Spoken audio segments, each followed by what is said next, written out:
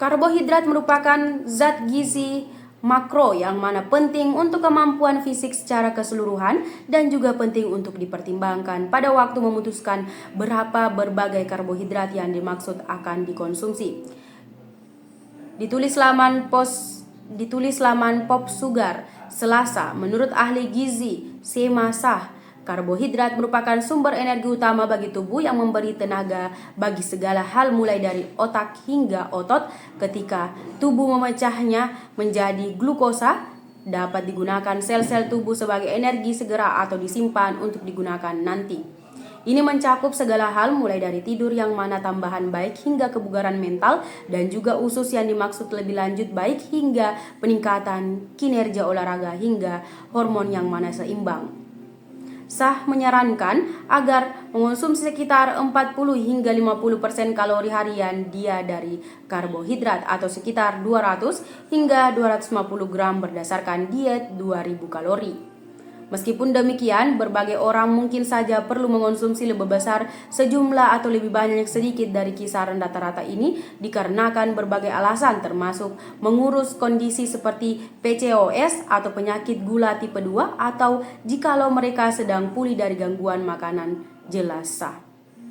Ia juga menyatakan bahwa Anda akan membutuhkan lebih besar sejumlah kalori dan juga karbohidrat jikalau Anda hamil untuk mengupayakan peningkatan pengeluaran energi dan juga keinginan bayi Anda yang tersebut sedang tumbuh. Sementara di area sisi lain, diet rendah karbohidrat kemungkinan besar tidaklah cocok untuk sebagian orang. Diet rendah karbohidrat dapat berbahaya di jangka panjang bagi wanita dan juga atlet yang tersebut perlu mengonsumsi cukup karbohidrat untuk menggalang proses fisiologis mereka. Bidang kesehatan tulang adalah fondasi penting bagi tubuh, baik untuk orang dewasa maupun anak-anak. Namun, defisiensi kalsium juga nutrisi pendukung lain masih menjadi kesulitan yang dimaksud signifikan di dalam Indonesia.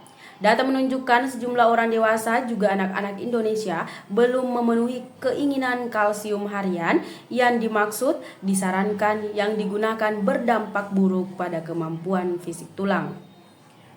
Bagi orang dewasa teristimewa wanita, lansia, dan juga individu dengan pola makan yang tersebut tak seimbang juga pola hidup yang digunakan tidak ada sehat. Kalsium adalah mineral esensial yang mana kerap kali tak tercukupi kebutuhannya. Kekurangan kalsium dapat menyebabkan berbagai hambatan kebugaran seperti osteoporosis, penurunan kepadatan tulang, kemudian gangguan fungsi otot. Rendahnya asupan kalsium disebabkan oleh kurangnya edukasi serta pola makan yang dimaksud tidaklah seimbang. Oleh sebab itu, diperlukan suplementasi kalsium agar penyerapan kalsium lebih tinggi optimal di dalam tubuh. Selain itu, diperlukan juga isi lain seperti vitamin D3, K1, K2, juga magnesium agar kalsium dapat diserap kemudian digunakan secara optimal.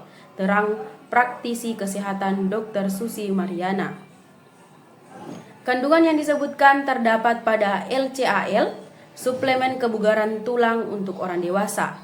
LCAL mengandung koral kalisum, kalsium yang mana berasal dari batu karang laut yang kaya mineral, bersifat alami, lalu lebih besar mudah diserap tubuh.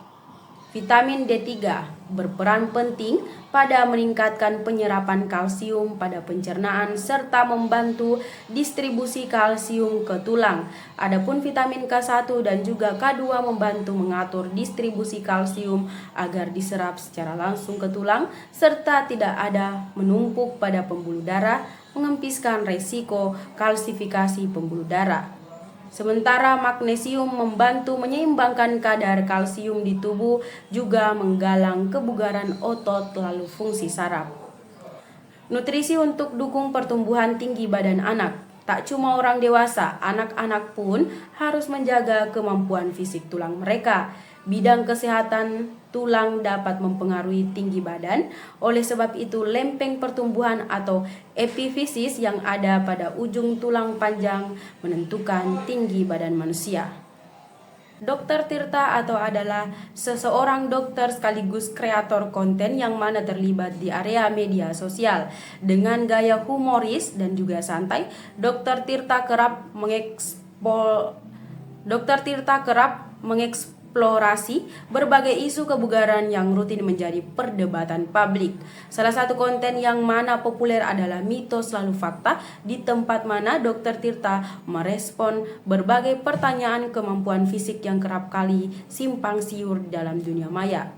Dalam kontennya, Dr. Tirta mendiskusikan beberapa topik menarik seperti mitos seputar sakit mata menular. Dr. Tirta menjelaskan bahwa sakit mata semata-mata bisa saja menular jikalau disebabkan oleh infeksi virus kemudian melalui droplet, tidak oleh sebab itu sekedar tatapan mata. Kemudian Dr. Tirta mengoreksi kesalahpahaman umum tentang minum air hangat pasca lari yang mana diyakini bisa jadi menghancurkan lemak. Dr. Tirta menyatakan bahwa suhu air bukan mempengaruhi lemak di tubuh sehingga anggapan yang dimaksud adalah mitos belaka. Selanjutnya ada mitos bahwa mencabut rambut hidung sanggup membuatnya berkembang lebih tinggi panjang. Menurut Dr. Tirta, mencabut atau merontokkan atau memotong rambut hidung hanya sekali akan membuatnya bertambah kembali tapi bukan mempengaruhi panjangnya. Dalam konten lain, Dr. Tirta juga mengungkap fakta bahwa berbagai pikiran tiada menyebabkan epidermis menjadi gelap lantaran pemicu utama dermis gelap adalah paparan sinar matahari tidak stres. Dengan keahlian medisnya, Dr. Tirta juga menjelaskan bahwa orang yang tersebut pernah terkena cacar, mempunyai kekebalan namun dapat terinfeksi lagi apabila kekebalan tubuhnya menurun.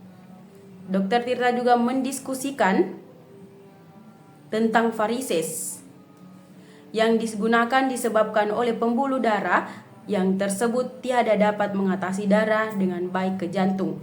Bagi kalian yang ingin tahu konten informatif lalu edukatif lainnya, jangan lupa kunjungi akun YouTube @tirtapengpengpeng yang digunakan akan terus membongkar mitos-mitos kemampuan fisik dengan pendekatan yang mana mudah dipahami juga menghibur. Pola hidup diet yang sehat dapat dilakukan untuk pria dan wanita. Diet sehat ini justru disarankan karena kegemukan badan bisa mengakibatkan timbulnya penyakit berbahaya. Penyakit jantung, diabetes, kolesterol tinggi, dan juga darah tinggi adalah penyakit yang sering menyerang pada orang yang memiliki tubuh gemuk. Kurangi karbohidrat. Cara diet sehat dan mudah yang bisa dilakukan adalah dengan mengurangi porsi karbohidrat, tapi bukan berarti tidak mengonsumsinya. Jika perlu, agar diet Anda bisa cepat membuahkan hasil, Anda bisa mengganti sumber karbohidrat dengan menggunakan roti dengan bahan pembuat utamanya gandum. Cara diet sehat ini akan membuat Anda cepat kurus, namun tetap segar bugar sepanjang hari karena tidak kekurangan karbohidrat. Anda bisa mengonsumsi roti gandum 2 lembar setiap kali makan dengan dibarengi nutrisi lain yang seimbang. Konsumsi buah, sayur, dan air putih. Buah yang bisa menurunkan kadar lemak sebaiknya Anda siapkan selama Anda menjalani masa diet. Buah-buahan itu antara lain manggis, mangga, apel, pisang, pepaya, dan jeruk. Selain dengan buah, cara diet sehat dan murah bisa Anda dapatkan dari beberapa sayuran hijau yang mudah untuk didapatkan. Cara diet sehat dengan cara alami ini harus Anda barengi dengan konsumsi air putih. Agar lebih baik jika untuk sementara Anda sangat membatasi penggunaan gula pada minuman. Jika Anda telah melakukan beberapa tahap diet tersebut, maka akan lebih baik lagi jika Anda juga melakukan olahraga. Tidak harus berjalan kaki di luar rumah atau berlari-lari kecil, karena dengan melakukan jalan di tempat atau lompat tali, sit up, dan gerakan tubuh lain, maka akan sangat membantu dalam memecah lemak yang ada dalam tubuh. Lakukan cara diet sehat ini secara rutin setiap hari untuk mendapatkan hasil maksimal. Selamat mencoba, semoga berhasil.